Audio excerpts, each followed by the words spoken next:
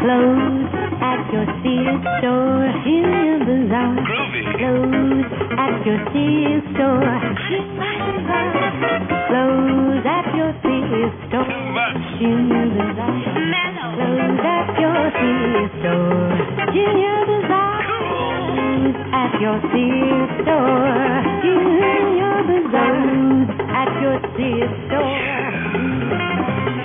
Clothes at your Sears store, Junior Bazaar. Outrageous. Clothes at your Sears store, Junior Bazaar. Clothes. Are you putting me on? Sears store.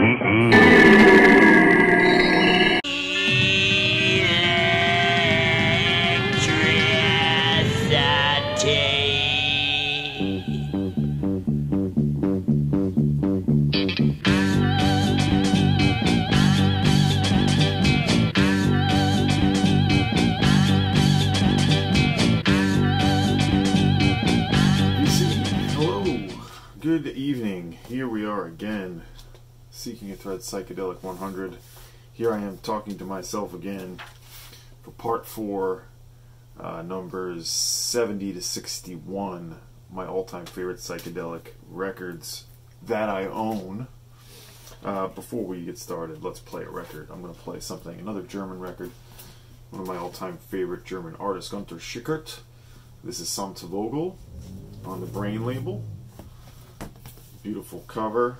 This is actually technically a reissue. The first was a private press, but this is still, you know, a desirable record. On the Brain label, let's play this and we'll get going. My Psychedelic 100, for those of you just joining us, these are my top 100 favorite psychedelia records from around the globe. I must own this record for it to be in this list. There are probably records I don't own that would be in this list, but I don't own them, so they ain't. Let's get into it. Number 70.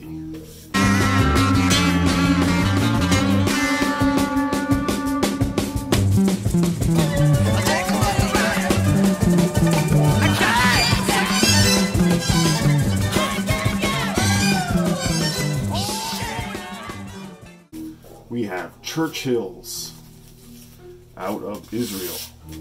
This is a record that has been shown for sure, and a record that gets a ton of notoriety.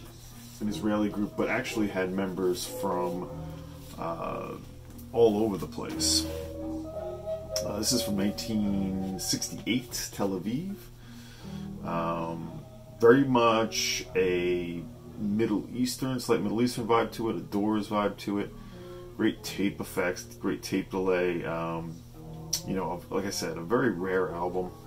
This is a Sweet Dandelion reissue. I got this back in Brooklyn about 12 years ago, something like that.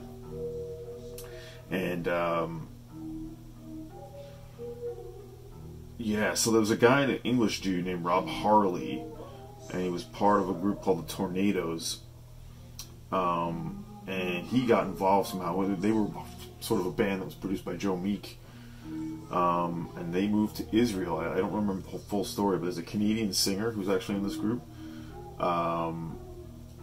Let's see. I think it's Rob Huxley is the Canadian singer actually. Or no, I'm sorry. Rob Huxley is English. Stan Solomon is the vocalist from Canada, and that's an Israeli group otherwise. They did actually tour with Deep Purple in Denmark, believe it or not. And they had a few moments where they were could have really expanded and kind of had a second career, but this record, Churchill's, is really the one. Pretty much a classic psych record. A lot of tape, backward tape stuff going on. Some good studio effect trickery. Yeah, this one, if you see this original, it's probably going to cost you $5 to $7, $8 grand, something like that. This one you don't find. You don't find this one. There's many different reissues of Churchill's. They would become, what is it? Jericho Jones, an English group. I think most of the same people. But one of the earliest, very notable for one of the earliest Israeli groups writing their own material. So they deserve mention in the psychedelic list.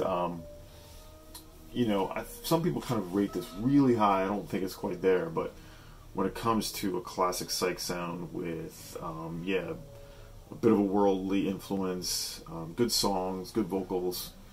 Churchill's self-titled record from 1969, originally on the Head RZ label. This Sweet Dandelion reissue, really solid record.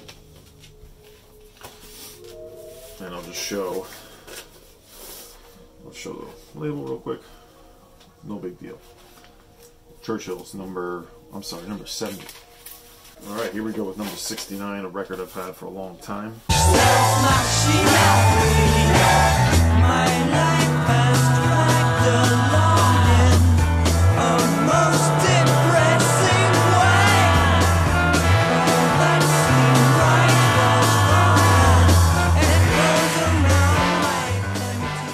When you're doing these lists, when I'm doing these lists, I'm re-listening to these, and actually this batch I've spent the most time with.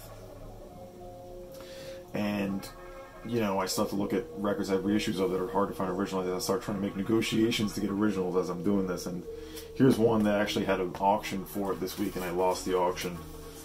That's okay. Carolina Soul. It's tough to win their auctions, but it is the Blossom Toes from 1968, or actually 67. Originally on the Marmalade label. This is an Karma reissue. Only released in the UK. Nice cover art. Very much a pop psych record, UK pop psych. They were known as the Ingos. They had 245s in the UK and England. Very much a project of a producer named Giorgio Gomelski, who I think Marmalade was his label. And they had notable releases with Brian Orger, Trinity, Julie Driscoll. But this was their sort of experiment in psychedelic pop out of England. Was not a hit, and they had a lot of positive press, and very much in that psychedelic pop scene.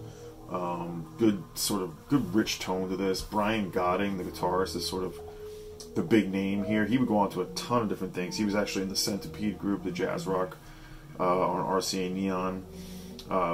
This group and some of the members would become BB Blunder. Let's see, he had a bunch of different Solid Gold Cadillac was another progressive group that Brian Gaarden had, the guitarist, and the other members wanted to be in Family, but they did have a second record which is a little heavier. It has some really amazing moments, but it's a little uneven. I think this one in the sort of psychedelic pop sort of sense is really there, the one to look for with this band, and it's quite the classic British sound, I think. Yeah, Brian Gaarden, incredible guitarist, and there's some really good pop psych songs on this record. We Are Ever So Clean by the Blossom Toes from 1967, a record that I sort of got into experimenting with psychedelia and trying to find stuff. I don't have many Karma records. When I was buying reissues, I was like, that's when if I have a Karma record still, it's because I bought it a long time ago. Anyway, there we go with the Blossom Toes. Maybe next time on that original. Number 68 in the Psychedelic 100. I meant to mention at the top of the show, top of the episode, that I might lose a few of you on this one.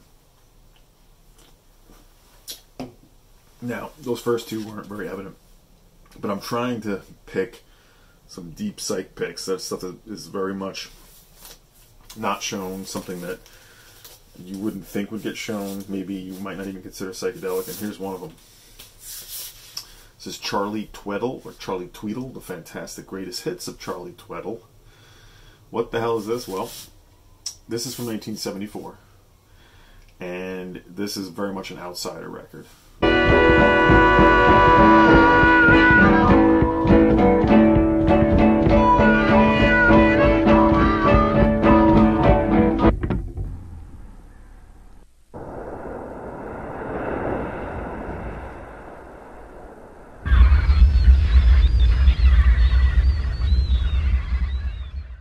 This is a reissue, again, like the Blossom Toes. I've been trying to make negotiations. I made an offer with Amoeba on an original. I think they pretty much laughed at me. But this is a beautiful reissue. Well done. It's a second LP of music that was not originally on it. Private press, 1974. Recorded in 71. So what is this? It's 500 copies originally. Charlie Tweddle was a musician. a guy making his own, hard to call it country, hard to call it folk, sort of acoustic ramblings. Very much sounds like almost like a Joseph Spence, just sort of rambling on his own. But in that are a lot of found sound, a lot of sort of nature sounds, forest, woods, the sounds of dogs barking, farm animals. From your dreamy yesterday,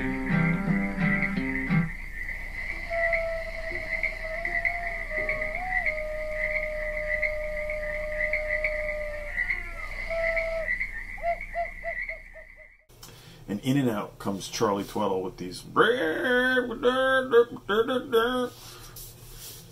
This is an insane record. The first time I heard it, I was like, what is this? Why is this? And to me, psychedelic. I mean, there is psychedelic aspects to it. The whole second side is just musique concrète, essentially. It's the sound of... It almost sounds like it's not even on.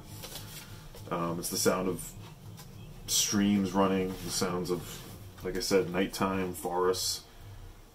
This guy is something else. He actually is still alive and has made more music, if you want to call this music. Like I said, the songs just kind of happen. They just sort of like fade in, fade out. It's almost as if the recording mics were on in the middle of a field somewhere and just recorded the day, and he just kind of came and went and recorded music. Very much, yeah, song fragments, stream of consciousness. Like, you don't, there's no song to play off this. You need to listen to this. So the second LP is all unreleased stuff, and yeah, it's just more of the same. At one point there's a huge explosion, I don't know what that's about. But side 2, 22 minutes of just nature sounds and guitar here and there. This is, I think, a classic outsider private press record. Charlie Tweddle, fantastic greatest hits.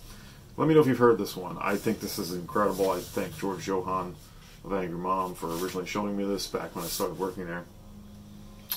And I think this reissue is still available on the Mighty Mouth Music imprint. Maybe an original someday.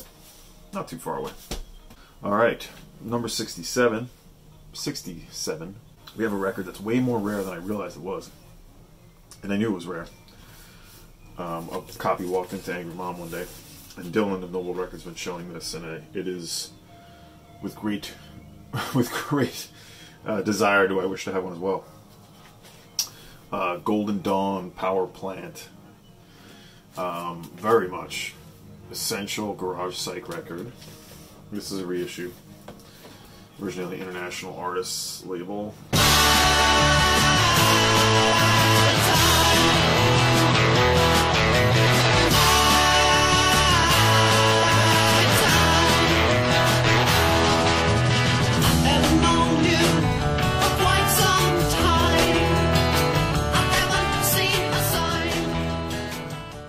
This one is stupidly rare, and it's gone way up in price. Let's see here. Yeah, an Austin band from 1968, friends with Rocky Harrison, the guitarist and songwriter. Was friends with him early on, before the band, and now this record often gets compared to, and sometimes sort of like it was piggybacking on the 13th Floor Elevators, Easter Everywhere in particular, but this was actually recorded before Easter Everywhere, so it's early. It was recorded in '67. For some reason, Leland Rogers of International Artists decided to delay it. Why? Not really sure. He wanted to give space for the 13th Floor Elevators, apparently. But some excellent songs, really crunchy, really hard-edged. He sounds like Rocky at times, but I can't really emphasize how good the songs are on this. Just, this is just a classic psych record. There's nothing you can say wrong about this one. Yeah, George Kinney was the singer, the songwriting leader. He was the one who was friends with Rocky in high school, even. This is when it comes to Texas garage psych, and just garage psych in general. You need to have this record. This is I believe, Scorpio reissue. I've had this for a good deal of time now. Don't know if I'll ever see an original of this. We'll see. Who knows? Great cover. I mean, what can I say? It's Golden Dawn Power Plant. I mean, what more do you need to know? Dylan has told you about it. I'm telling you about it. It's great. Okay, number 66. We have Another reissue. A lot of reissues in this pile. These are all rare records. I do have a few originals coming up. This is another, what was a private press psych record from 1970. The New Dawn. There's a New Dawn. I called you when you said goodbye. Why'd you do it, baby? And it feels so, so sad. Why'd you do it, honey? Threw away the love we had. I lay awake at night in the bed we used to share. I toss and turn all night.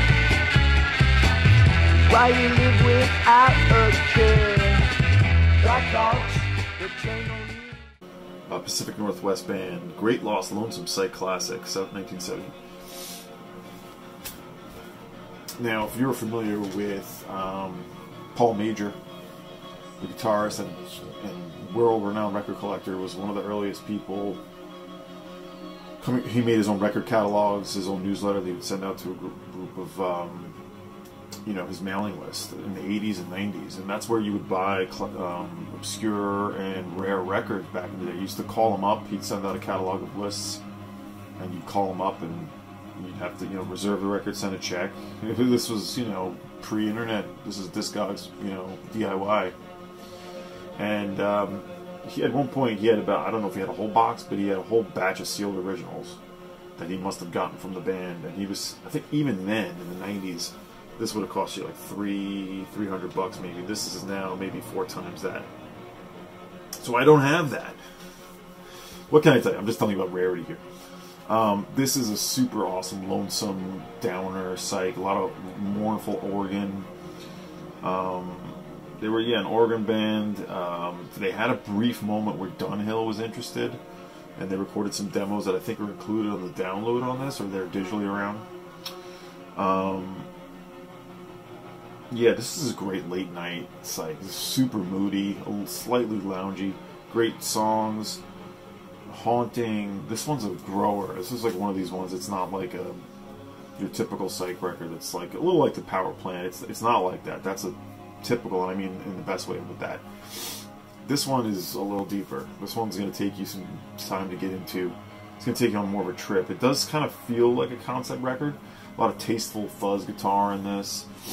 A little ballady, but it's very intense. Almost has a Real People vibe to it, sort of like these guys are very much going to their gig the next day, their jobs the next day. Very dreamy sound to this. Lovely record. This is a lovely psych record. There's a New Dawn, 1970, a private press, originally on the Hoot label. This is a reproduction of the labels by Jackpot, who's done some incredible reissues.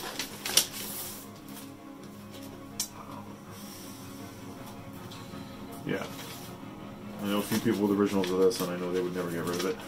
I know they were happy to get it. Wonderful record. There's a New Dawn, by the New Dawn, number 66 on this list. Alright, number 65, a band. This is the first band this is the second record of theirs in this list.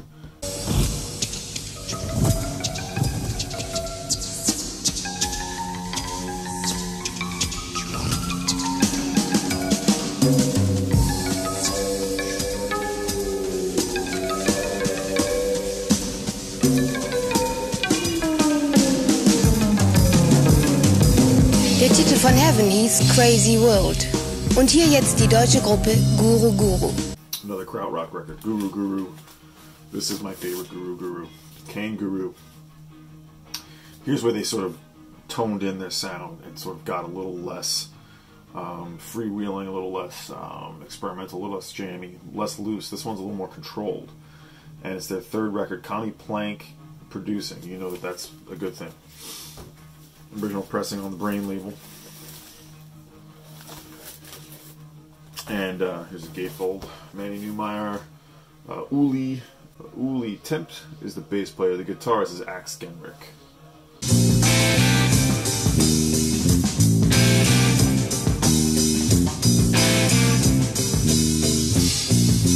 Yesterday I took a trip I felt so speedy, I felt so sick. I really got no stone. And Manny Newmeyer, the drummer and vocalist. Guru, of course, influencing the legendary cover here. Steve Keen, the Pavement cover. Wowie zowie. Connie Plank playing keys on this as well. And this is from 1972. Yeah, it's a record that it's less unhinged. It's less sort of Manny Newmeyer sort of reining it in. And this is the last record with the original trio. They would sort of change from here. Yeah, it gets a little more. They start to sort of head in a bit of a progressive direction. This is the start of that, but this is sort of beautifully merging the two different feels that they have. This is just, yeah, one of these records that you get immersed in and you sit through the whole thing and you sort of just like get taken on a bit of a trip. But it, like I said, it still does have those early vibes and those early jazzy sort of experimentalism that I love. But Connie Plank, knowing how to let a band do its own thing, but also sort of knowing how to control, like, get what the best out of them, and he did on this record. 1972 came Guru by Guru on the Great Brain label, number 65, Psychedelic 100. 64, as I said, I don't know, I might lose a couple of you on this, I don't know, maybe I'm being dramatic. There's another one, the third record in this batch of 10 that I've been just this last few weeks trying to negotiate an original, and this one's just as hard to get.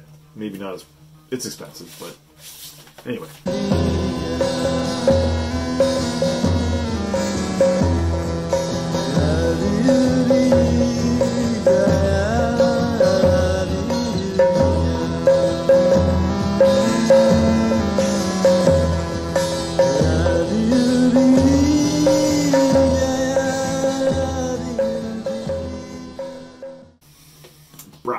Burn, a mysterious record out of Japan. It's called Debon. Where is it? Debon. Two parts. 23 minutes, 23 minutes, 22 minutes. It's a Japanese group. No one knows very much about this record. Now, this is certainly a more experimental, tribal, noise record, but psychedelic at its core. So we haven't talked about the Nurse with Wound list, and I'll have to insert somewhere all the different records in my list that are, there's probably a bunch, but this one is on the Nurse with Wound list. What is that? It gets referenced a lot. I don't know if everyone knows what it is, but Nurse with Wound, the experimental industrial group, was fronted by Stephen Stapleton, coming out of the late 70s in the UK. On their first record, Nurse with Wound put an inner sleeve in with just the line listing of all of his most influential, most favorite, most collected groups. Most influential, I guess, to him. And his partner, I'm forgetting his partner's name. Brass Burn was on that. And I'm sure a bunch of other records in this list. A lot of experimental, psychedelic, international records from, all over the globe. And this is one of them, 1974 Brass Burn. It's not a lot to tell you about. I have a few notes about it. They thought they might be the same band that would become Karina Kalal. Maybe, but there's no credits to this. Originally on Voice Records, Japan. This is a Phoenix reissue, which I hate. It's a bootleg, essentially. But I want everyone to check this record out. It's another trip, It feels like they're around a campfire at times. It feels like, there's guitar and stuff on this, very loose, very fragmented, very just sort of stream of conscious vocals. I think I've talked about that, but in any case, there's zithers on here, fuzz guitar, distorted chant-like vocals. Definitely Faust is an influence. Elements of Can, experimental krautrock. It does krautrock in general is an influence here. It's a mysterious record. As I said, there's no one credited to it, but the group is called Brass Burn. De Bon. Don't know if this reissue is available. Probably is. I love this cover too. I was just trying to talk with the Japanese seller about their copy that they're selling, and they are not getting back to me. Trying to get this. But, in any case, a very cool record that I don't know if I've ever seen anyone show. Check it out if you haven't. Number 64, Brass Burn.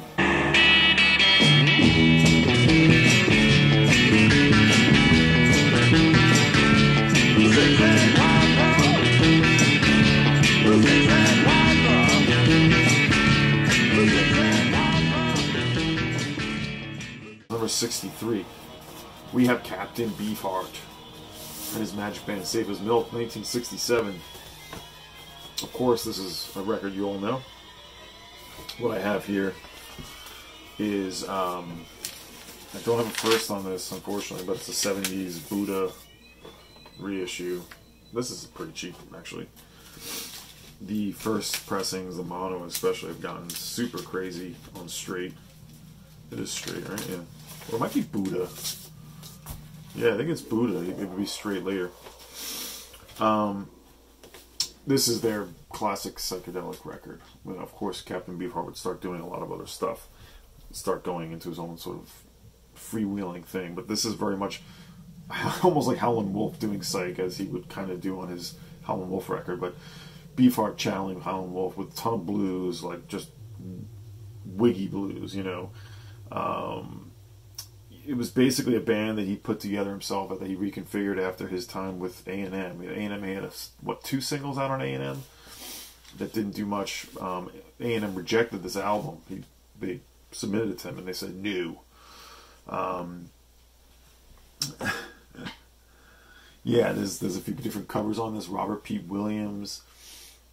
It's very much blues influence, but not blues rock. That's a big difference here. This is Zigzag Wanderer. What a great song. Electricity I use on my intro for this. Ry Cooder contributes to this record. Yeah, there's also, you know, elements of the avant-garde in here. I mean, it's Captain Beefheart, you know. Safe as Milk. The first album, the record that would come back to probably the most.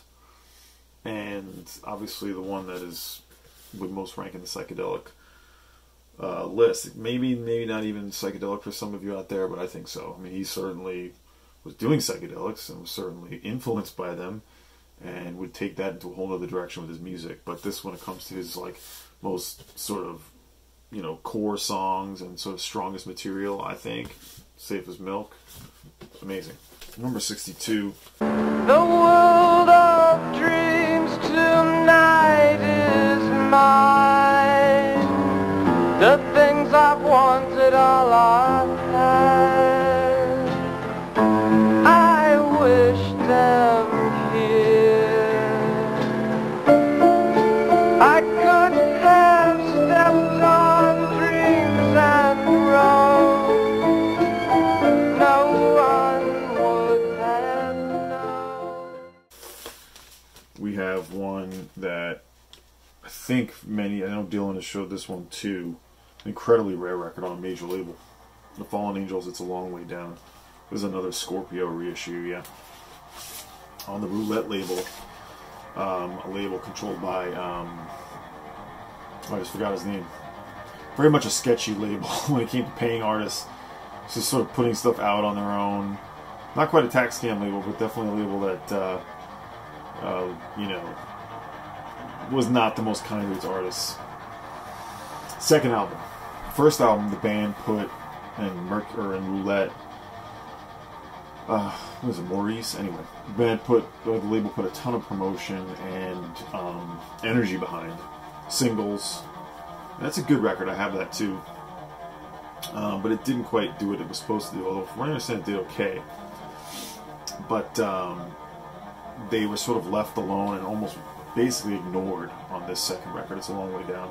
They got to write and produce this record. Apparently they took 6 weeks, put a ton of time into this. What is it, Jake Bryant, I think is the singer? Yeah, Jack Bryant was the lead singer and sort of bassist. And he very much got addicted to heroin, apparently. They were doing a ton of speed, and so they wrote all this material for this album pretty quick. And when they actually had time were told that they could record it, they were only given 3 days to record it. And so what came out was something, it doesn't feel rushed at all, actually. It feels supernatural. And they're really reaching for something else here. I kind of attribute this or liken this to Love Forever Changes in what it's going for. Like, it's, although this is definitely more of a psychedelic record, very much in the vocals and sort of the spirit and vibe of it. But the songs themselves are really deep and introspective, really strong lyrics. I mean, this appeals to people who aren't just looking for like a trippy affair. There's a lot of substance in this. You asked me to think about my leaving you far behind. My leaving you far behind. Am I leaving you far behind? Was completely ignored. There's a promotional video that was unearthed from this. Otherwise, they didn't really tour, they didn't do anything. It was just sort of put out there and sort of forgotten about. But, I mean, there are some strong songs on this. Really strong songs. A lot of tragedy would befall this, would hit this band as they went from here. The third record never got released, but was reissued for Record Store Day, which I have, which uses this cover. Unreleased material. But the Fallen, this is a super rare record. I mean, this is going to cost you anywhere from $500 to $800. There is a German pressing, but that has even gotten more expensive. So tough to find this one. This is from 1968, and it's the Fallen Angels. It's a long way down, number 62. All right, last one, and another one sort of outside the box, but a record and a group and a project. If you've been to DC, you will know. I'm going to show Erica. This is the Woo Soo record. A very much part of the private press sort of scene, if you want to call it that. This is a double LP. And this was basically all uncredited musicians. Jazz, New Age, minimalism. From 1972. A New York City group founded by the Erica Institute. And Oscar Ichiro. I forget, I wrote it down there, but I didn't write too well. But it was the Erica School putting this music down. It's meant as a record for guided meditation, essentially. Because there's meditation notes on this, sort of mind and body and spirit notes on this. Now, this is Woo Soo. There's another record that's on a pink label, or a pink cover that's very similar, but that has a different fourth side. This is the strongest one, I think. They're all really strong. But they're not credited. It's like, you don't know who's really making this music.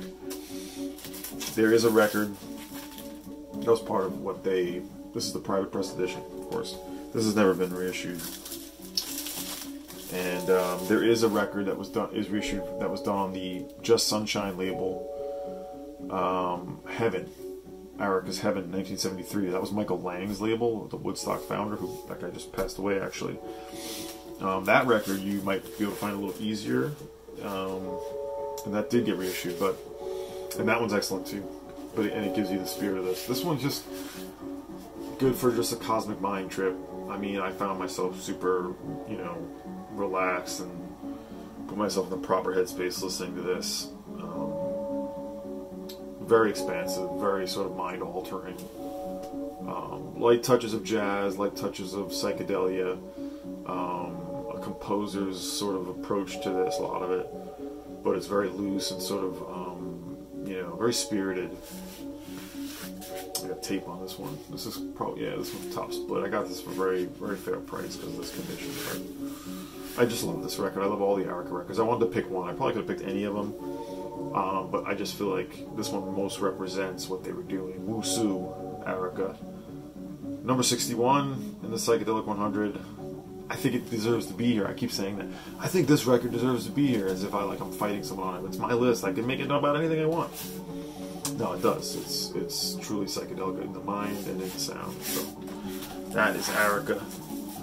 That is number 61. Part 4 is in the books. As I said, we've been listening to Gunter Schickert's Samtivogel on the Brain label. All guitar loops. extraordinary. Hope you enjoyed that. Hope you enjoyed all the clips and snippets. I'll see you around the way on the next one, and I hope everyone's doing great. See ya.